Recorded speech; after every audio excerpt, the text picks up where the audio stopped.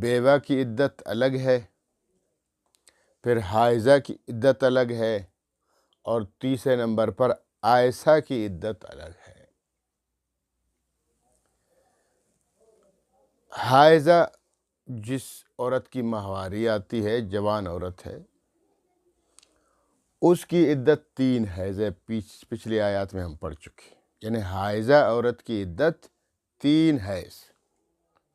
اور عائشہ اس عورت کو کہتے ہیں جس کی ماہواری بند ہو چکی ہے زیادہ عمر ہونے کی وجہ سے۔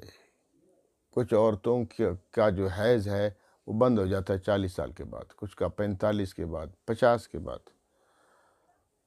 اور یہ حیض کا نہ ہونا، بند ہو جانا، یہ علامت ہے اس بات کی کہ بچے کی پیدائش بھی منقطع ہو گئی ہے۔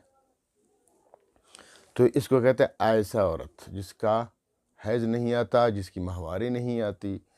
ایسی عورت کو طلاق ملتی ہے تو اس کی کیا عدت ہے؟ اس کی عدت 3 ماہ ہے۔ حائضہ کی عدت ہے 3 حیض، عائشہ کی عدت ہے 3 ماہ، 3 مہینے۔ اور اب بیوہ کی جو عدت ہے، بیوہ یعنی وہ عورت جس کا شوہر مر گیا، اس کی عدت ہے 4 ماہ 10 دن۔ 4 ماہ 10 دن۔ اس آیت کریمہ بھی اس کا تذکرہ ہے، اور ایک حدیث مبارکہ ہے۔ اس حدیث مبارکہ میں بھی اللہ کے رسول صلی اللہ علیہ وسلم نے فرمایا، متفق علیہ حدیث ہے، بخاری شریف اور مسلم شریف کی حدیث ہے، متفق علیہ اس حدیث کو کہتے ہیں جو حدیث بخاری شریف میں بھی ہو، مسلم شریف میں بھی ہو، اس کو کہتے ہیں متفق علیہ۔ تو متفق علیہ میں ایک حدیث ہے کہ جو عورت اللہ پر ایمان رکھتی ہو، قیامت پر ایمان رکھتی ہو، وہ کسی میت پر 3 دن سے زیادہ سوگ نہیں کر سکتی۔ ہاں، اگر اس کا شوہر مر گیا ہے تو اس کے لیے 4 ماہ 10 دن سوگ کر سکتی ہے۔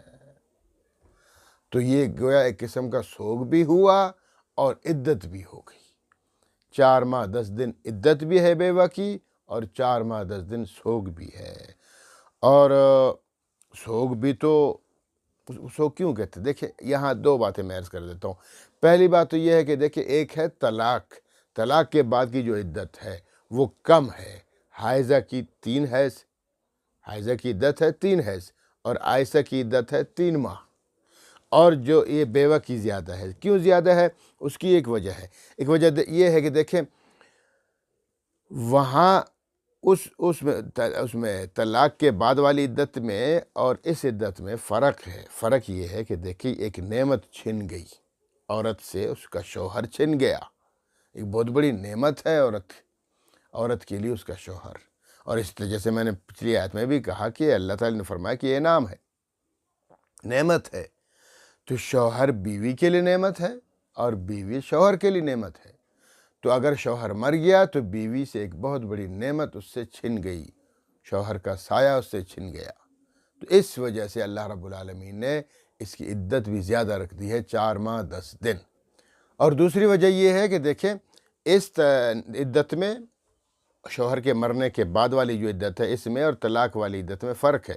فرق جیسے ایک فرق تو میں نے بتا دیا کہ یہاں نعمت چھن گئی ہے، وہاں تو مسئلہ پیدا ہو گیا تھا۔